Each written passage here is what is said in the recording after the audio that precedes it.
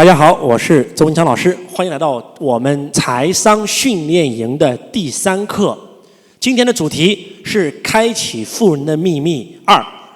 昨天呢，给大家布置了作业啊，我刚才看到了很多同学的作业，让你们写一份你自己财富自由的计划书。我看到很多同学的作业是这样写的：我要出书，我要录短视频啊，我要在2年之内实现财富自由啊，我要去创业。这不是计划。就你们知不知道周老师的老师罗伯特清崎，当年他跟富爸爸学习的时候，他只有9岁。富爸爸让他做一份财富自由的计划，你们猜一猜罗伯特清崎做了多少年的计划？罗伯特清崎做了30年的计划。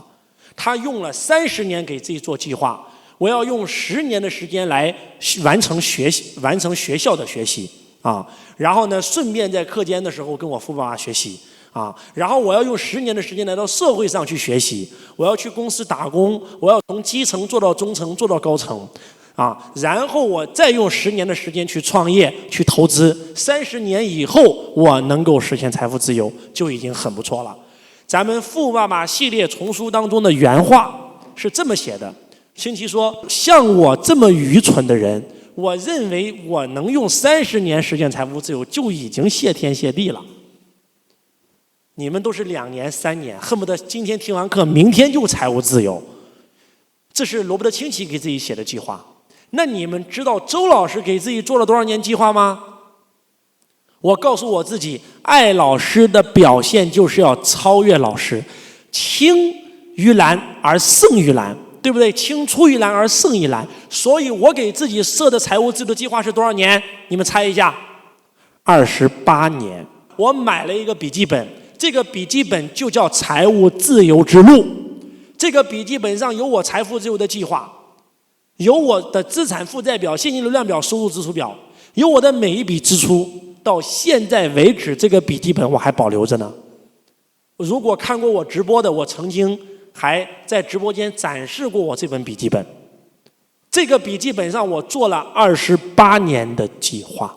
我告诉我自己，我要用28年的时间来实现财富自由。我的老师在他47岁的时候实现了财富自由啊！如果我能够在我35岁就实现财富自由，那我觉得我已经很棒了啊！当然了，周老师没有用28年实现财富自由，周老师只用了8年。我觉得我是站在了巨人的肩膀上。什么叫站在巨人的肩膀上？罗伯特清崎站在了富爸爸的肩膀上，而我站在了富爸爸肩膀上的罗伯特清崎的肩膀上，所以我走得比他更快。但是直到今天，我依然没有放下对财商的学习。所以我想告诉我们今天在座的各位，我送你们4个字，这4个字就是导致你为什么上了那么多课拿不到结果的核心，叫短期主义。我曾经在66书友会解读过一本书，这本书的名字叫《价值》。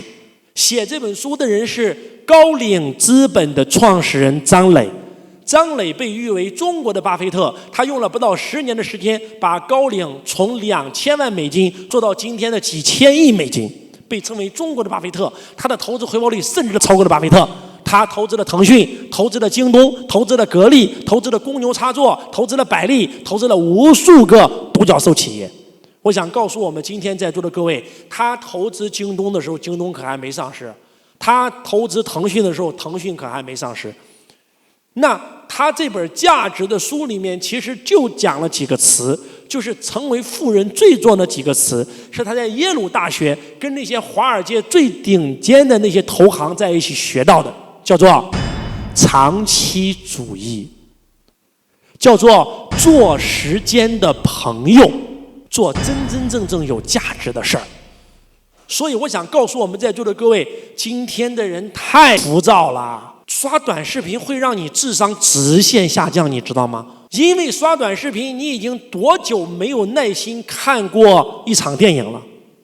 你已经多久没有耐心看过一场电视剧了？就算看电影，你已经多久没有不开倍速了？有了倍速，人都疯了。有了短视频，我跟你讲，真的这一代孩子都被摧毁了啊！今天躺在床上刷短视频，跟大清末年躺在床上抽鸦片那是一样的道理。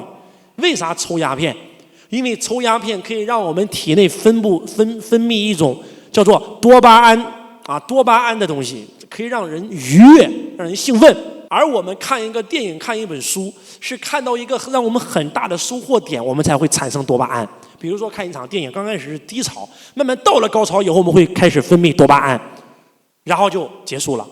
而现在的短视频就是第一秒就让你爽，第一秒就是多巴胺，再刷一个视频还是多巴胺，所以你的多巴胺分泌太快了，所以你看着太爽了，根本停不下来。这个时候，当你去看一本书的时候，那本书不是一开始就是高潮啊，你根本就对这本书翻不下去。看电影，前面的铺垫太长了，低谷没有到高潮，不行，看不下去。看电影看不下去，那个剪电影的剪成短视频，你刷得很兴奋，因为它秒秒钟让你到高潮。所以我想告诉我们今天在座的各位，刷短视频会让你的智力直线下降，你会丧失成为富人最宝贵的东西。你们知道成为富人最宝贵的东西是什么吗？富爸爸在教9岁的清奇，教他如何躲过人生当中最大的那个陷阱，那个老鼠赛跑的时候，曾经讲过一个这样的故事：为什么在这个社会上的 A 等生反而在给那些 C 等生打工？就是因为当你可以很轻易的找到一份工作的时候，你就去找工作了，因为找工作赚钱是最直接的。那些 C 等生他不是不想找工作，他是找不到，所以他才去创业。就像马云一样，如果当年马老师能够应聘上麦当劳，他可能就在麦当劳干了，结果人家说你长得太丑，他们不要他，他只能去创立阿里巴巴。当年如果把他雇佣了，那哪有今天马云啊？是还是不是？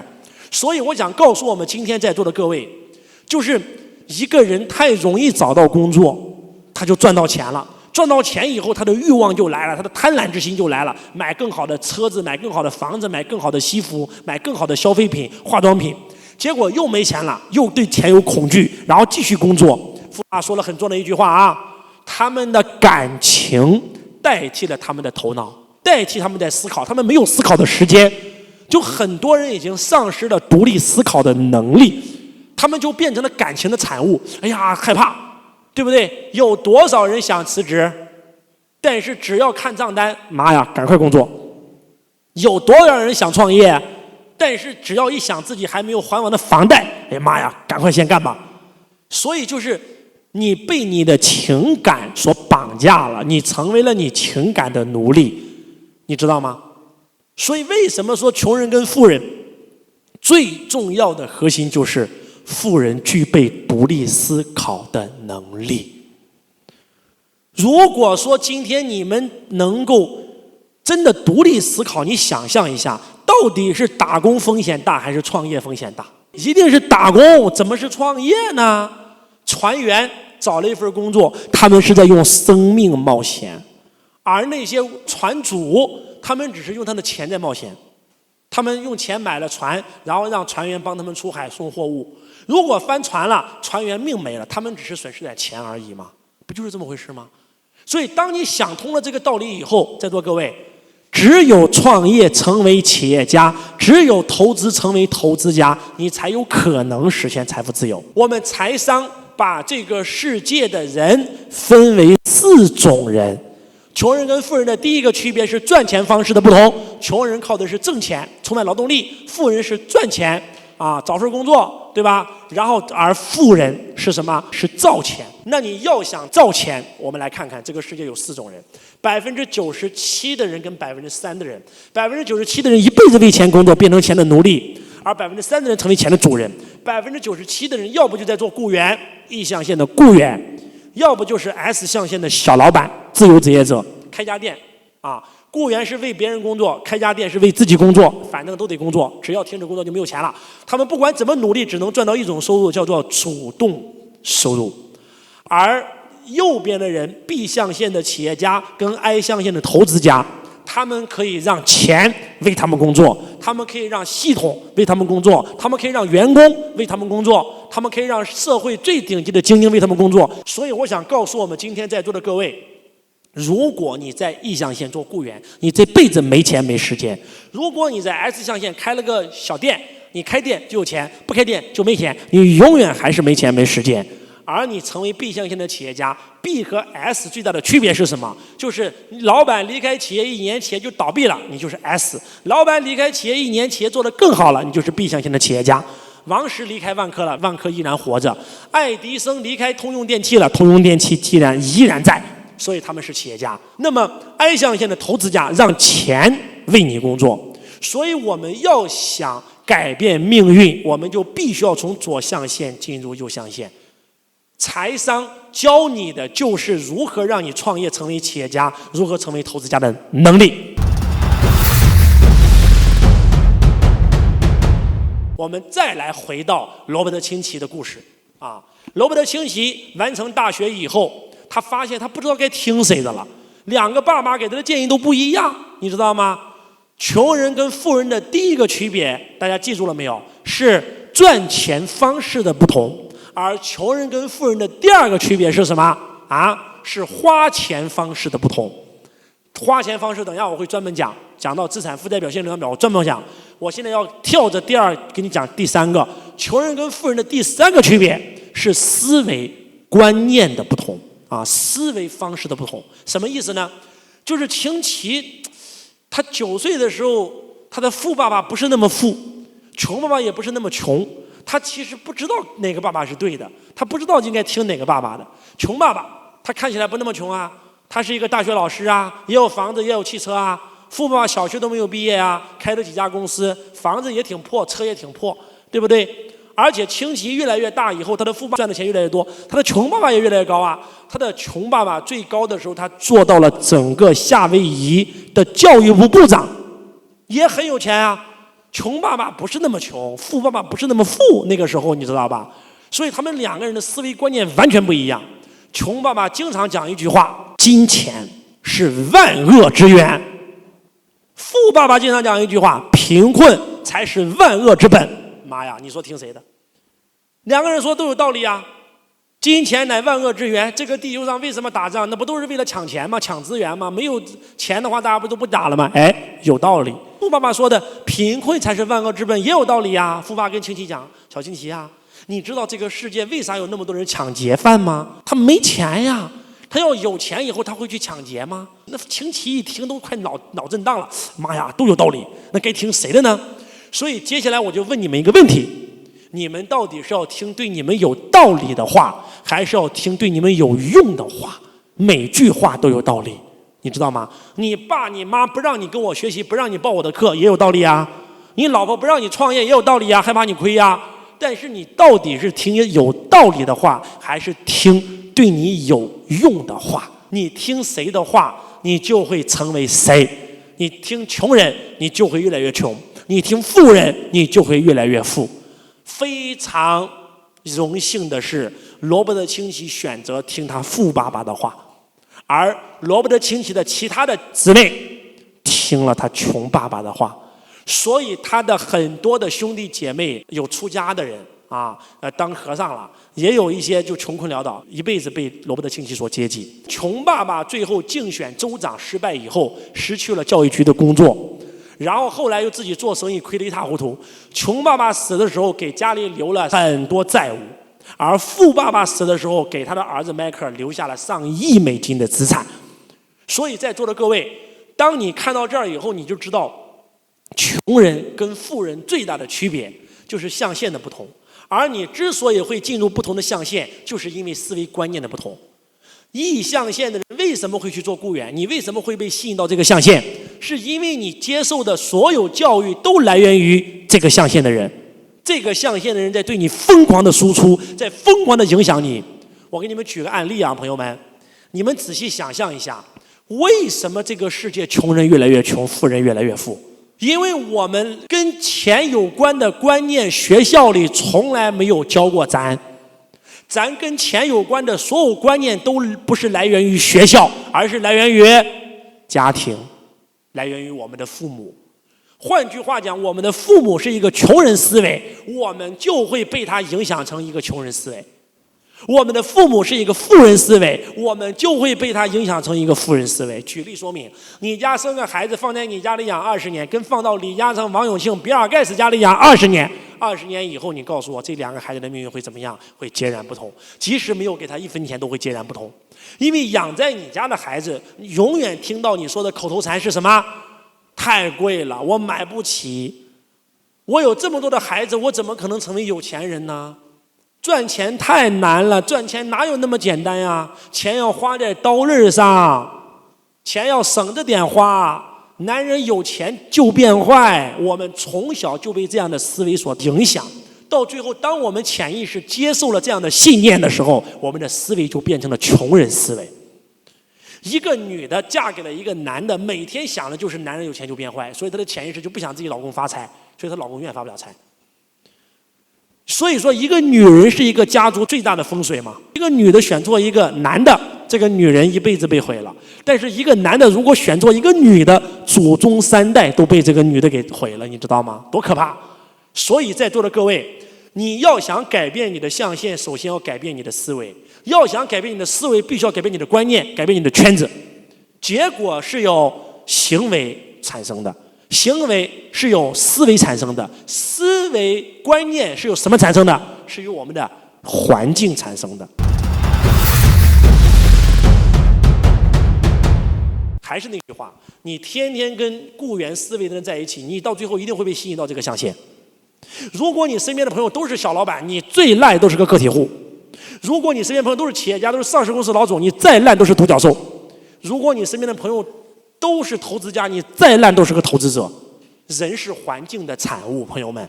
所以要想改变象限，一定要改变我们的圈子。听 E 象限人的建议就成为雇员，听 S 象限的建议就成为小老板，听企业家的建议就成为企业家，听投资家的建议就成为投资家。所以在座的各位，罗伯特清崎告诉我们说，一定要找一个在这2个象限的人来做你的老师。罗伯特清崎非常幸运，他找到了自己的富爸爸。我也非常幸运，我找到了我的老师罗伯特清崎。当然了，你们也很幸运，因为你们找到了周老师。但是你能否跟着周老师学到底？在座各位，可不是学1堂课，可不是学1年，可不是学2年。记住，罗伯特清崎是跟自己的富爸爸学了一辈子。周老师到现在为止也追随清崎学了18年了，我会追随他学习一辈子。所以在座的各位，学习财商是没有毕业的，这辈子你都要学习，你要永远跟上这个时代，你才有可能成为富人。那些所有赚了钱又亏钱的人，都是因为跟不上时代，被时代所淘汰了。你今天认为的资产，明天可能是负债，你知道吗？所以我想告诉我们大家，我们一定要想方设法从左象限进入右象限，而从左象进入右象限，我们就需要一个东西叫计划。要长期主义，要给自己最少设一个10年的学习计划。而且我在检查你们作业的时候，我发现你们很多人在做计划的时候没有学习计划，没有学习计划。我给自己设定的是学习计划，我要把清崎所有的书全学完，我要找到清崎这个人，我要听到他的课，我要成为他的学生，我做到了。你要见到周老师本人，你要成为老师的财商导师班学员，你要成为老师的福布斯学员，能够跟周老师面对面的接触，这才行。在座各位，有人说了，老师，那右边就是有风险呀？谁说的？富爸爸告诉我们说，就算你是个投资家，你是个创业者，你今天亏钱了，你今天破产了，都好过你在左象限做一个雇员。因为破产是一时的，而当穷人是一辈子的事儿。破产只是暂时的，就像史玉柱一样，虽然破产了，暂时的，对不对？他依然能东山再起。我还是那句话，我创业失败10次，我只要赚1次，我1次赚的钱超过我10辈子亏的总和，到最后我就是富人。你们能听懂这个逻辑吗？所以在座的各位，一定要干嘛？一定要改变自己的象限。在给自己做财务自由计划的时候，你看我的财务计划是怎么做的？财商告诉我们说，有4大能力所组成，一个是营销，一个是财务知识，一个是法律，一个是投资。我要学习财商的这4大能力，对不对？我去上了市面上所有跟销售有关的课，所有跟营销的课，不管是伯恩·崔西的课、亚伯拉罕的课、乔吉拉德的课啊，还是中国这些讲销售讲师的课。我为了学财务知识，我初中都没有毕业，我自学了高中所有的科目。我考到了大学，我读工商管理，我读了3年工商管理，我读这个微积分啊，市场营销啊，然后这个会计学，你知道吗？统计学，在座各位，因为我只有学工商管理，才有免费教我会计呀。在座各位，我为了学习税务，我花10万块钱报一个税务老师的课程。在座各位，我为了学习法律，我给自己请最专业的律师啊，然后我去听他的课，我报他所有的课程。所以在座的各位，我去大学里面，我冒充北大学生，在北大学习蹭课，蹭了1年的时间。我在中关村白天上班，晚上就去北大蹭课。就是我给自己制定的财务自由计划里面的28年，其中有10年的时间是学习计划。不单要去上课那种学习，还要实践实操那种学习。我要去做销售，我要去找销售的工作做；我要去做房地产，房地产是最好的资产，我要去房地产公司做业务员；我要去学习房地产投资技巧；我要去做金融，我要在金融公司上班，我要懂金融。因为5大资产里面最重要的资产，一个是房地产，一个就是金融，对不对？所以我在实践呀，在座各位。罗伯特清崎大学毕业以后找的第一份工作是石油公司的工作，那么多工作，为啥选石油公司啊？因为他的父爸告诉他说：“清崎啊，石油就是黄金，石油就是软黄金。”他去石油公司上班，他1个月的薪水是3000块钱美金，每一年休假5个月。妈呀！你告诉我这个工作好不好？在当年的60年代，那是最好的工作。结果干了1年以后，父爸说：“清崎啊，你在石油公司的学习计划已经完成了，你要去下一个地方学习了。”他不是做工作，他用的是学习。好的富爸爸去哪里？去当兵吧，给清崎吓坏了。那当时可正打越战呢，美国跟越南正干呢。对呀，去部队。当他说他要去部队，你们觉得他的那个穷爸爸会不会让他去？强烈反对。1，你去部队有可能死；2，你去部队服兵役，你们知道美国当大兵工资多少钱吗？1个月200块钱。你现在一个工资3000，到1个月工资200，2份工作你会选吗？我去做200的，我有病啊！你看没有财商的都觉得他有病，你知道吗？他穷爸觉得你有病，而且全年无休，当兵全年无休，朋友们，全年无休。在美国标准石油公司，他每一年的带薪假期是5个月，5个月环球旅游。他穷爸说：“你有病啊！”他富爸说：“去当兵。”如果你听谁的？他选择辞职去当兵，所有同事都认为他疯了，所有学生、同学、同班同学、亲戚都认为他这个神经病。他当兵去了，在越南开飞机参加越战，5次飞机失事。他5次死里逃生，他觉得他这一生最重要的本领就是在战场上学会的。然后回来以后，他很兴奋，我终于可以创业了，我大展身手了，我要成为企业家，找他富爸爸去了啊。他富爸说：“去，是美国石蜡公司，去当推销员，卖传真机。”妈呀，传真机那个时候刚刚被发明出来，你们知道吗？你们知道传真机当年是个新东西，你们知道卖一台传真机有多难吗？罗伯特清崎说：“我卖什么传真机？我有病啊！我是要财务自由，我成为富人，我创业成为企业家。创业成为企业家，你不懂销售，不懂营销，你能创业成功吗？为啥让你去美国石油公司？让你了解石油，将来投资油矿。为啥让你去部队？部队学习领导力，学习逆商，跌倒了爬起来的能力。为啥让你去石蜡公司学习销售啊？而且必须要从基层给我做到中层才能走。基层学销售，中层学管理，再加上部队的领导力，你就有资格成为一个企业家了。成为一个企业家必须具备的3大能力：1、销售；2、管理；3、领导力。在座各位，讲到这儿以后，清崎才明白，妈呀，富爸爸给我设计的课程远远还没有结束，才刚刚开始。马上去石蜡公司，去石蜡公司干嘛呢？推销传真机。你们告诉我，那传真机难不难卖？跟别人讲破嘴皮讲了半天，别人说我有，我传给谁？我客户没有啊！妈呀，倒数第1名，马上被开除了，你知道吗？后来他又找富爸爸了，我真不能干这事，太丢人了，做销售太丢人了。富爸说了，我告诉你，你想不想成为富人？想。想不想成为亿万富翁？想。富爸拿出一根针，告诉他说：“你知道从穷人变成富人有多难吗？”亲戚，看到这个针眼了没有？这叫穿越富人的针眼，就是你把一头骆驼从针眼这头穿到针眼那头的难度，就是一个穷人变成富人的难度，就是从左象限进入右象限的难度。亲戚一听，妈呀！太吓人了！穿越富人的针眼就是学会销售。销售不丢人，赚不到钱才丢人。我告诉你，当年我也觉得销售很丢人。我学了电脑，我出来我要做电脑工程师的，结果让我去卖 MP3，我就因为看了罗伯特清崎的书，所以我觉得销售不丢人了。啊，我应聘的时候在洛阳电脑城，说现在修电脑的不要人，你先去卖 MP3 吧。等到我们要人的时候再让你做。我卖 MP3一下子1个月都赚了1000多块钱。后来看了富爸书籍，我知道了销售太重要了。对吧？成为富人的第一课就是学会销售。然后3个月以后我成为了销冠。3个月以后，我们那个组长就说了，说你现在可以选择去技术部门，技术部门先招人。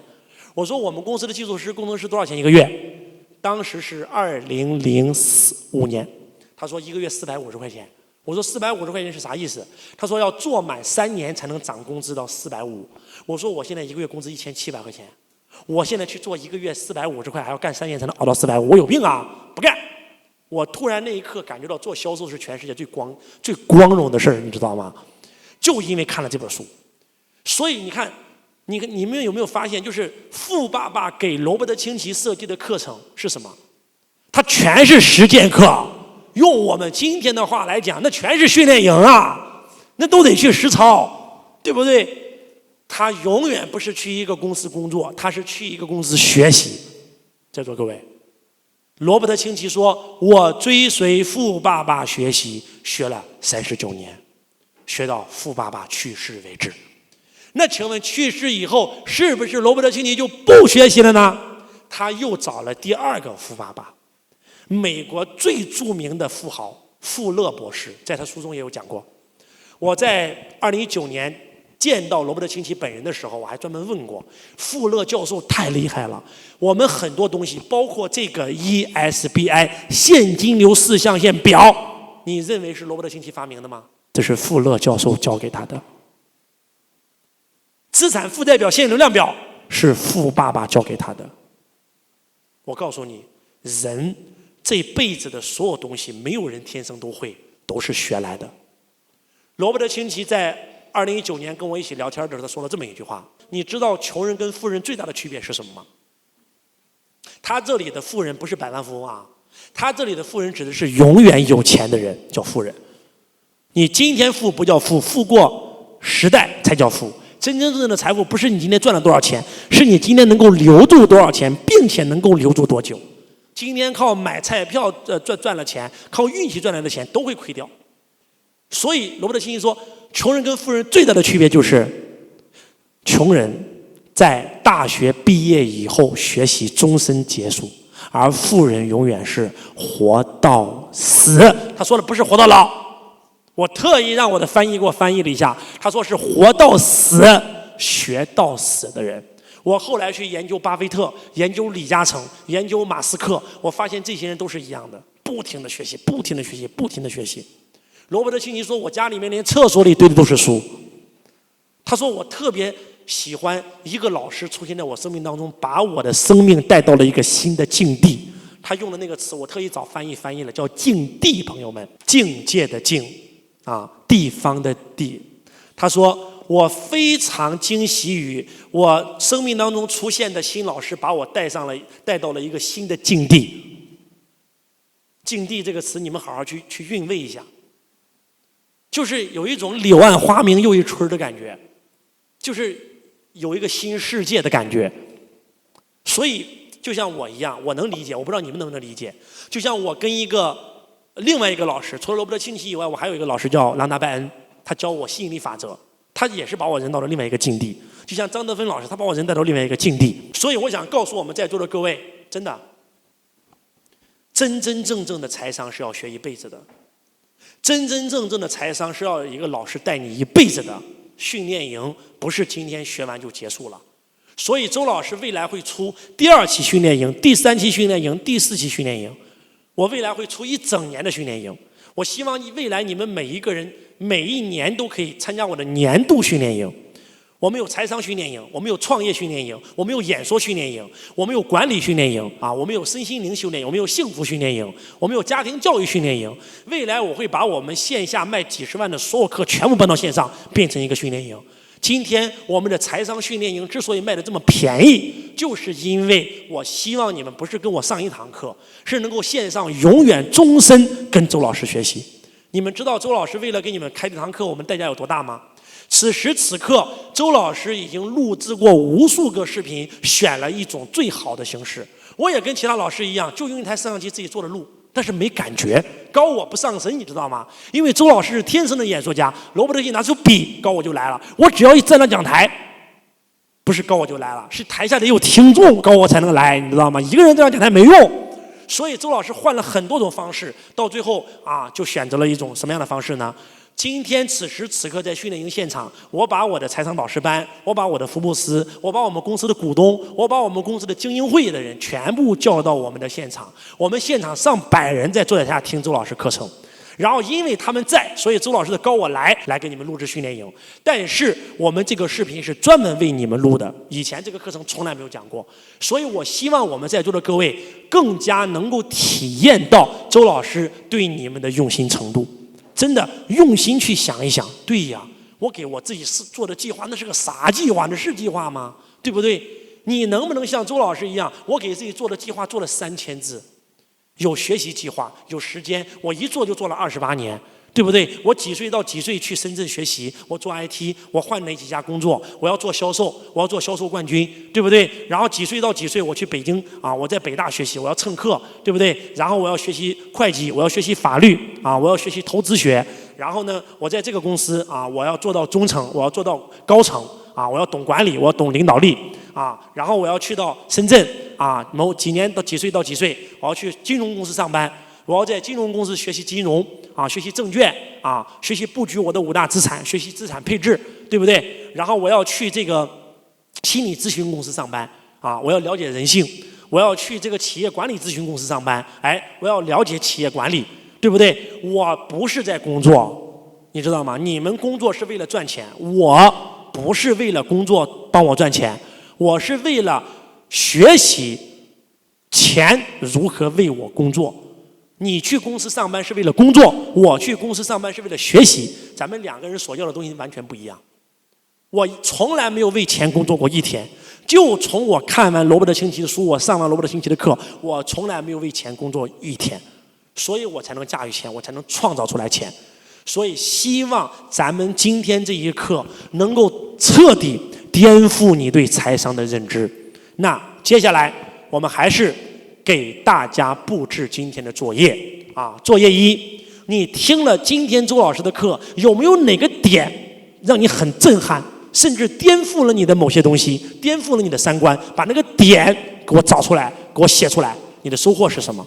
你的体验是什么？你的决定是什么？决定命运，新的决定决定新的命运。来，这是第一个作业第二个作业，把自己的那张财富自由计划书重新再写一遍。学习长期主义，学习做时间的朋友，学习真真正正拿出10年的时间、20年的时间，做一个财富自由的计划。而且在你的这个计划书里面，一定要找一个已经去到右象限的人来做你的导师，而且是终身成长。就这么说吧，直接一点，找到属于你的富爸爸，找到属于你的富爸爸这个人他是愿意教你的，愿意掏心掏肺掏根教你的很多人说老师去哪里找找不到你好好想吧反正找一个人做你的富爸爸，跟他追随他，终身学习来，这是我们纸上的作业再给大家布置一个实践的作业。实践的作业就是从今天起，你可以尝试一下，当你去公司工作的时候，不再想的是我要在这个公司工作赚钱，换一种思维，我不是来工作的，我是来学习的，我是来成长的。我如何能够通过这个公司做成这个公司的第1名，学会销售，学会营销？我如何能够通过给公司立战功，能够变成这个公司的领导人，能够变成中层？我能够在这个公司学会管理。我如果能够变成高管，甚至变成这家公司的股东。在座各位，创业有2种方式，第一种是自己拿钱出去独立创业，第2种是加入一家创业型的公司，直接拥有这家公司的创业股份，这也是一种创业。所以你要站在老板的角度去工作，站在老板的角度去思考，对不对？你在一家公司工作，你天天想的是员工，你一定会抱怨，你一定会指责，抱怨老板，抱怨公司。但是如果你站在老板的角度呢，你就不会抱怨了，完全不一样了。你把自己当老板，有可能你的老板真的会把你当老板，你变成公司股东了。我公司的很多股东都是因为这样才成为公司股东的呀。第2，就算你将来离开这家公司了，你是不是也多了一份创业的经验？因为你压根就没有把自己当员工啊，你把自己当老板了呀。当你把自己当老板以后，你在公司的整个表现就完全不一样了。在座各位，你发现真的你能通过你的公司学到很多的东西。所以希望我们所有家人们都能够去完成周老师这2个作业。第1个作业明天就要交啊，第2个作业就是去公司态度的转变。这个作业呢是一个实践的作业，没法让你交。但是如果说从今天改变以后，我希望这个作业是下周交。下周你用了1周的时间，从雇员的思维变成了老板的思维，来公司工作了1个礼拜。这个时候你可以跟我们分享一下，我这个变成老板思维来公司工作以后，我发现我真的学到东西了。我学到了哪个点？有那么一件事儿，我把这件事描述一下。如果是我用员工思维，我会怎么做？但是当我用老板思维以后，发现我真的看到了不一样的世界。好吧，这个作业咱们下一周再交啊。然后1个作业是改计划书啊，写出你震撼你的那个点啊，找出你的富爸爸。然后这个要明天就要交，才能解锁我们下一节课程。然后呢，实践类的课程就是去到公司，不把公司当工作，当成学习了，当成老板思维了。然后这个作业实践了1个礼拜以后，实践出来结果了，交上来给你加分，好不好？希望今天周老师的分享能够唤醒你。我是周文强老师，我爱你如同爱自己。我们下一课不见不散。